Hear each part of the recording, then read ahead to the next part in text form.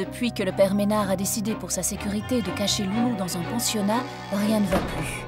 Regagnez immédiatement votre chambre, petite sauvage. D'où viennent ces chaussons? À qui les Lorsque Mademoiselle Trochu lui confisque le seul souvenir de sa maman, Loulou n'a plus qu'un rêve, celui de quitter cette maudite prison. Je suis en quête d'une nouvelle école pour toi. Oh, mille merci, père Ménard. Mais les dangers se multiplient.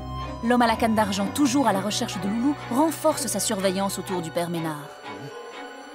Quant au baron de Bois-Robert, il tente de faire raser Montmartre en y libérant des milliers de rats.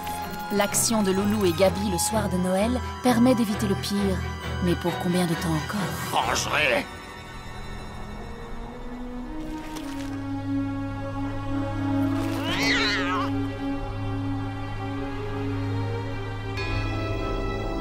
29 décembre 1899. Alors qu'une nouvelle année va bientôt commencer, je tiens à vous écrire pour vous rassurer que votre petite fille va bien. Elle affronte courageusement les dures épreuves que le destin a mis sur sa route. Cela me brise le cœur de devoir lui taire la vérité. Mais je n'ai jamais trahi ma parole. Elle me pose souvent des questions sur cette maman qui lui manque tant.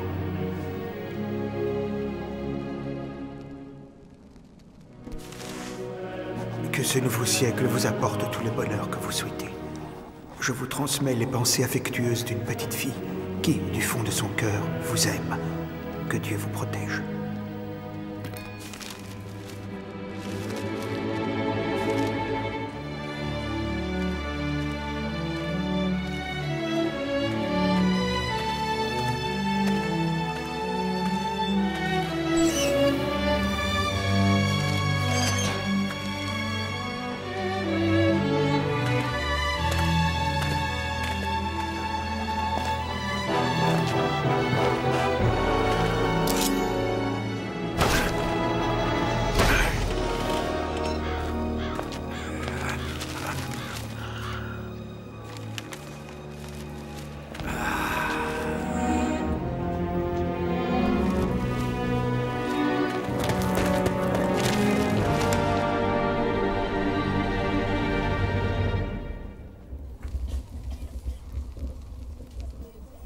Vous savez, mesdemoiselles, les Chinois fêtent le jour de l'an avec des feux d'artifice. Comme celui qu'on aura pour le nouveau siècle?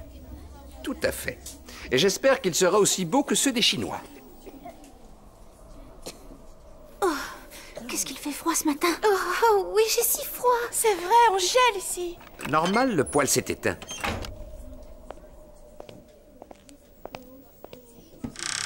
On n'a plus de charbon. Charlotte, soyez assez aimable. Allez demander du charbon à Émile. Bien, monsieur. Alors, mesdemoiselles, savez-vous que c'est Jules César qui décida que le 1er janvier serait le jour de l'an? Le mois de janvier doit en effet son nom au dieu Janus, dieu des portes et des commencements. Et cette fois, essayez de ne rien laisser tomber, Émile.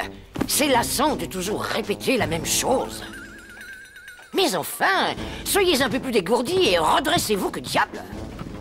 Oh, c'est de pas y croire. Quelle accumulation de choses inutiles. Qu'on ne devrait pas attendre la fin de l'année pour se débarrasser de tous ces objets qui ne servent plus à rien, sans compter ceux qui sont totalement superflus. Ah, regardez-moi ça. Ces horribles chaussons que j'ai confisqués à cette petite peste de Loulou, qui ose se prendre pour une danseuse étoile, au grenier, avec tout le reste. Et vous, qu'est-ce que vous faites là? Excusez-moi, madame la directrice. Monsieur Guérin m'envoie demander du charbon à Émile. Du charbon? Vous voulez me ruiner? Allez, retournez tout de suite en classe. Et dites à monsieur Guérin que le froid stimule la circulation sanguine.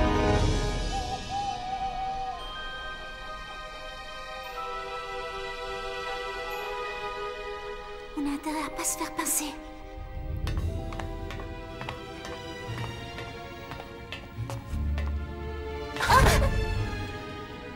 Attention.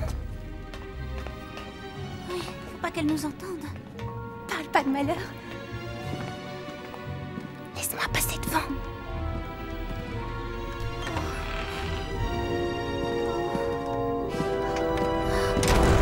Oh non. Attends, j'ai des allumettes.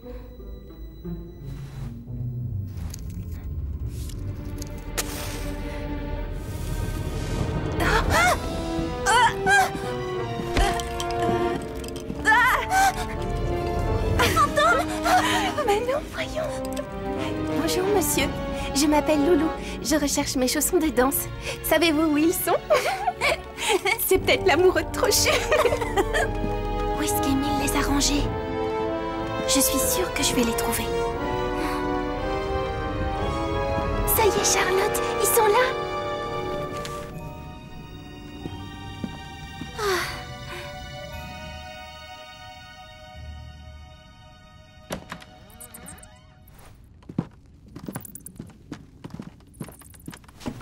Bonsoir, petite souris. Regarde ce que je te ramène.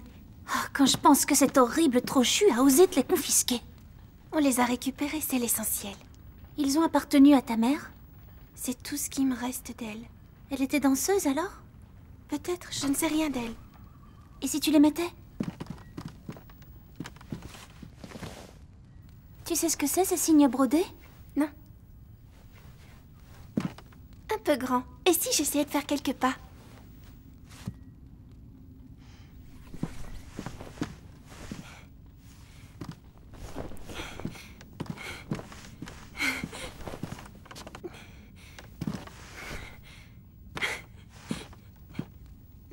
Waouh, on dirait que t'as fait ça toute ta vie.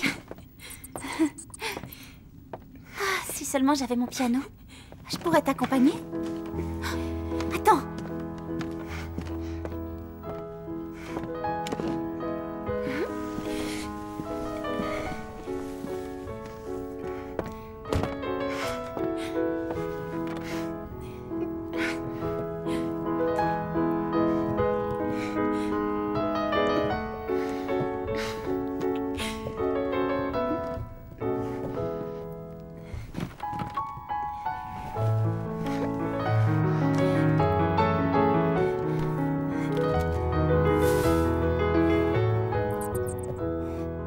Monsieur, accepteriez-vous de danser avec moi, monsieur le comte du ballet? Allez, rien qu'une petite danse. Est-ce bien raisonnable, mademoiselle?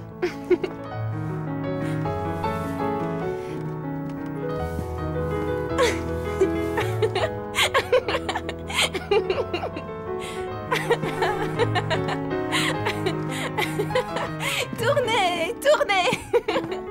Mais n'en profitez pas, monsieur du ballet. Je vous en supplie, arrêtez-vous, vous me faites tourner la tête. Ah oui? Oh, allons. Au secours, ma tête, j'ai perdu ma tête. C'est quoi ce boucan? Encore un de ces maudits rats. Attends un peu que je t'attrape.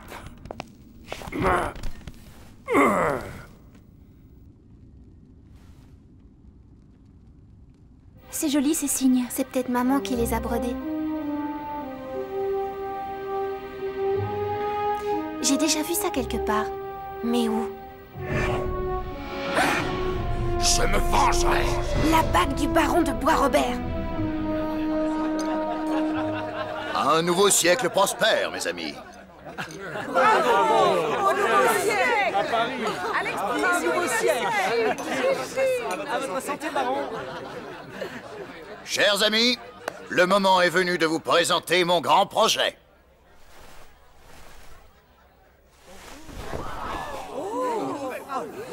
Jusqu'ici connue sous le nom de colline de Montmartre, désormais elle rentrera dans l'histoire sous le nom de Mont Bois-Robert. Ceci est l'Opéra Bois-Robert. Les thermes, piscine, solarium, restaurant gastronomique, la terrasse panoramique surplombant tout Paris, et voici les domaines avec leurs jardins suspendus et leurs salles de bain modernes. Et là passera le téléphérique privé, réservé aux propriétaires du Mont Bois-Robert, c'est-à-dire vous, mes amis. Avant de pouvoir repeupler le futur Mont Bois-Robert, il conviendrait de le nettoyer de ses habitants. Cependant, il semblerait que tout ne se passe pas aussi bien que prévu. Monsieur l'ambassadeur, nos tentatives humanitaires de relogement vis-à-vis de ces malheureux se sont heurtées à leur ignorance. Mais au final, nous saurons leur faire entendre raison. Bientôt, nous raserons leurs maisons malpropres. Allez, buvons à notre succès. À votre succès! Non merci, pas ce soir. Oh, pardon, monsieur. Oh, je ne voulais point vous faire peur. Il y a une espèce de borgne qui veut parler à monsieur. Il est dans le hall.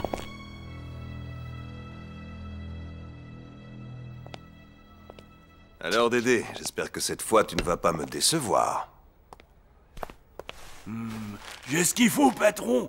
Une lettre écrite par ce maudit curé. Enfin, qu'est-ce qu'il fait ici, celui-là? Je t'avais pourtant dit de ne jamais mettre les pieds ici. C'est moi qui lui ai demandé de venir. Il m'a communiqué d'importantes informations concernant nos affaires immobilières à Montmartre. Alors ça va. Allez, file. Bien, patron. États-Unis d'Amérique. Ce curé cache des informations.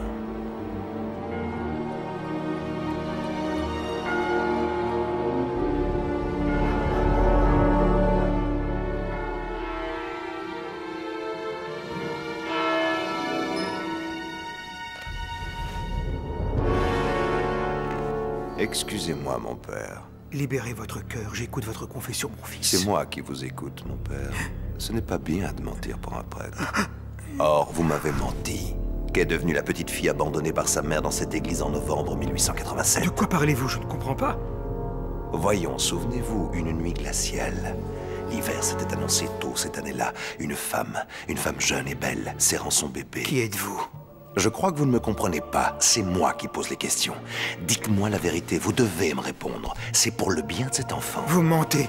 Je ne vous dirai rien. Allons, confessez-vous, mon père. Ce secret, vous l'avez porté trop longtemps, tout seul.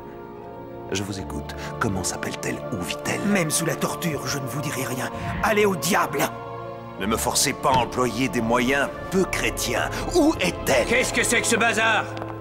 Dis donc, toi, t'as pas remarqué que t'es dans une église? Je ne sais pas ce qui me retient de... Tu fais une grave erreur, curé.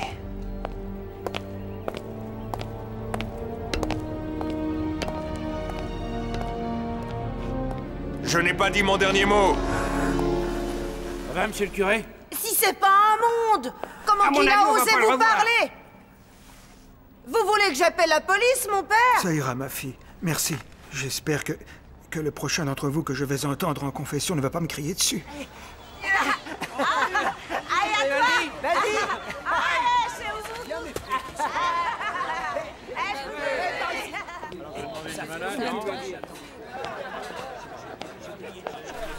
Le viandox de monsieur.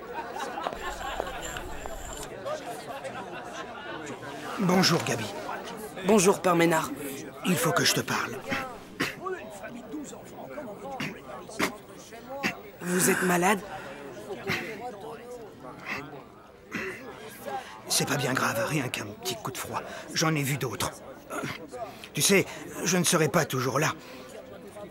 Et il faudra que quelqu'un veille sur Loulou. Léontine n'est pas toute jeune non plus. Alors j'ai pensé à toi. Pour des raisons que je ne peux t'expliquer, elle court un grave danger. Je ne laisserai personne faire de mal à Loulou. Ne sois pas aussi impulsif, mon garçon. Réfléchis avant d'agir. Mais surtout, méfie-toi de l'homme à la canne d'argent. Qui est-ce? Ah, si je le savais. Si tu le vois, tu le reconnaîtras tout de suite. Mais vous venez avec nous au feu d'artifice? Non, je suis suivi. Je ne dois en aucun cas être en contact avec Loulou. Ne l'alarme surtout pas. Ne lui parle de rien.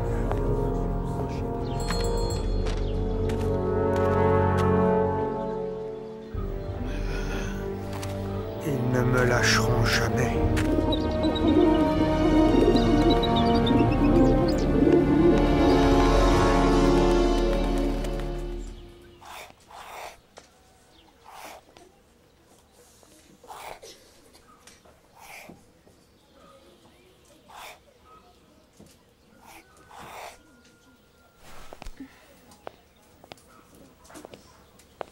Joli dessin, Loulou. Monsieur le professeur, je voudrais vous demander... Il y a un signe brodé sur quelque chose qui m'appartient. À votre avis, ça a une signification? Vous avez dit un signe? Comme ça, a priori, je ne vois pas. Un blason, peut-être? Regardez dans le dictionnaire des grandes familles de France.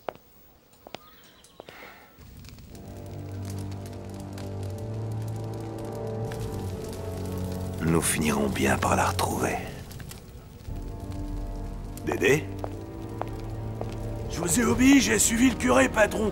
Je l'ai point vu en compagnie d'une petite fille, mais il a parlé à un gamin. Ce n'est qu'une question de temps.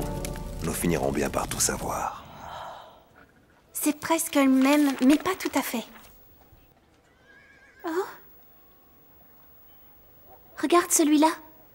Blason de la famille Morteflamme, Hugues de Morteflamme, 1392-1457.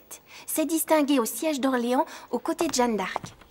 Il est le fondateur de la lignée des Morteflammes. Alors, l'orpheline recherche ses parents nobles?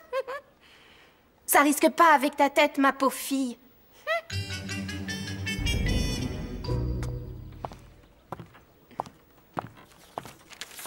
Regarde. Oh, c'est incroyable.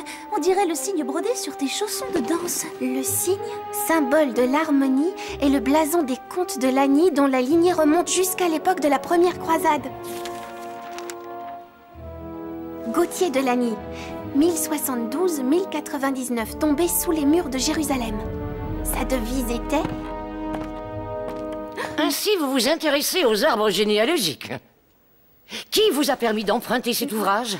Allez immédiatement ranger ce dictionnaire au lieu de l'abîmer et soyez prêts à l'heure. Sinon, vous regarderez le feu d'artifice depuis la fenêtre de votre chambre.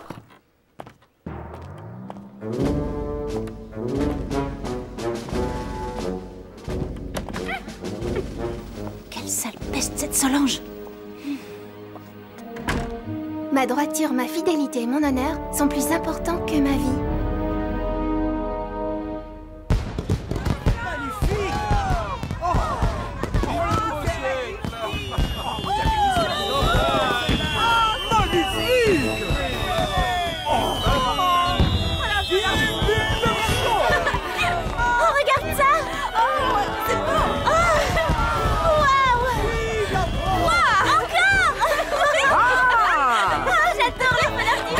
Mesdemoiselles, n'oublions pas qui nous sommes. Oh,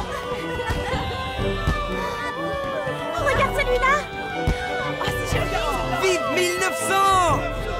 Oh, tu as vu, c'est ton ami Gabi là-bas. Oh, super. Oh, mais avec Trochu qui nous surveille, ça va pas être très facile de le rejoindre.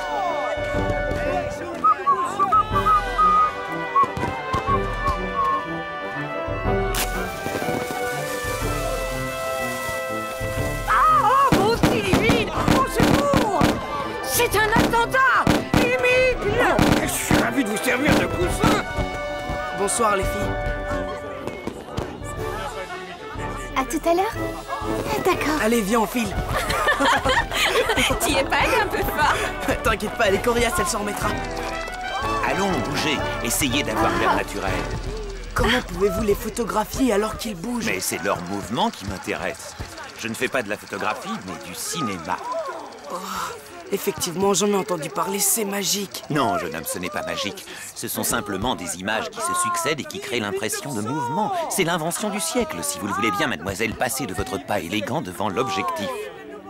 Et vous, jeune homme, approchez-vous et regardez dans le cadre. À vous, mademoiselle, action. Bravo, vous êtes merveilleuse. Oh, et voilà, la scène est dans la boîte. On pourra la voir? J'y compte bien. Venez nous rendre visite, passage de la Boule Rouge. Alors, mon cher curé, satisfait de voir votre petite loulou heureuse? On ne peut être que satisfait de sauver une âme.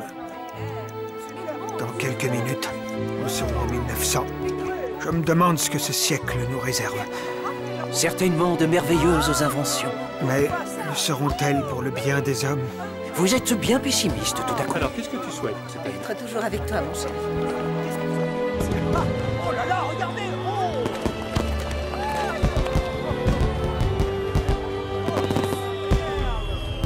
Oh non! Pas lui! Ah! Hors de ma vue, suppôt de Satan! Laisse Loulou tranquille!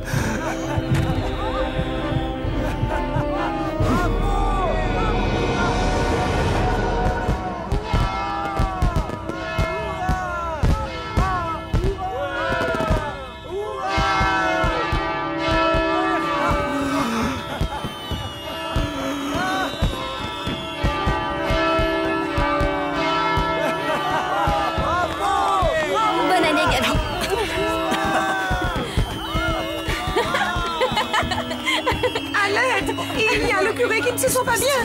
Le père Ménard. Quoi, le père Ménard? Où est-il? Je ne sais pas. Faites quelque chose. Loulou, qu'est-ce qui se passe? Gabi, vite, va chercher un médecin. Y a-t-il un médecin parmi vous? Y a-t-il un médecin? Au secours! Un médecin! À l'aide! Père Ménard, dites-moi quelque chose. Méfie-toi, méfie-toi de l'homme à la canne d'argent, Loulou.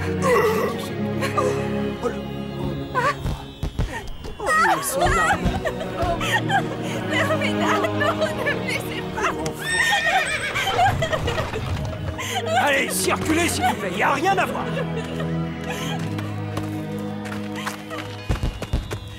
Laisse-nous faire, petite. Faut qu'on l'emmène à l'hôpital. Non. Allons. Non.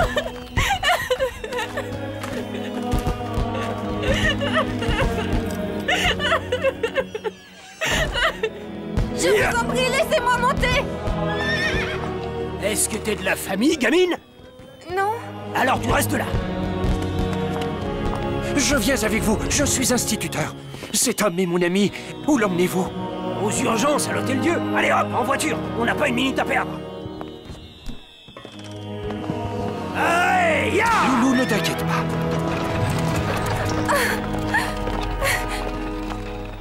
Oh non. Loulou, où tu vas? On n'arrivera jamais à les rattraper. Je veux être près de lui. Bonsoir, nous sur l'exposition universelle. Sa montre vient de s'arrêter.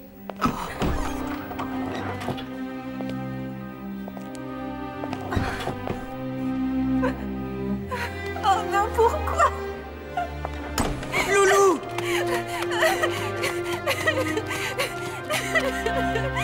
Loulou!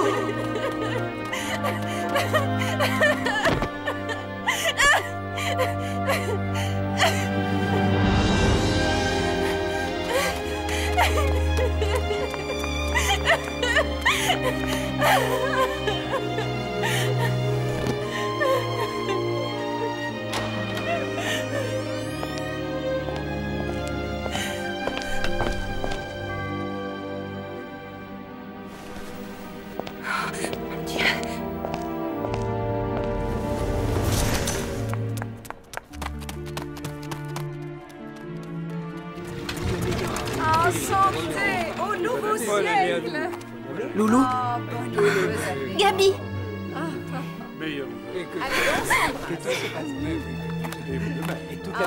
Petite dévergondée, je vous ai cherché partout ce soir. Le père Ménard est mort. Je sais. C'est bien triste, mais à son âge... En tous les cas, je ne crois pas que ce soit une raison suffisante pour que vous traîniez avec des voyous. Vous voulez bien répéter? Oh, disiez-vous, ou j'appelle la police. Loulou est sous ma responsabilité et vous allez la laisser tranquille. Lâchez-moi! Arrêtez! Allez, petite peste, suivez-moi. Un conseil, dégagez la piste, jeune homme, ou c'est en prison que vous allez finir. Allez, cessez ces enfantillages. Au fait, Loulou, je ne vous l'ai pas dit, mais bonne année.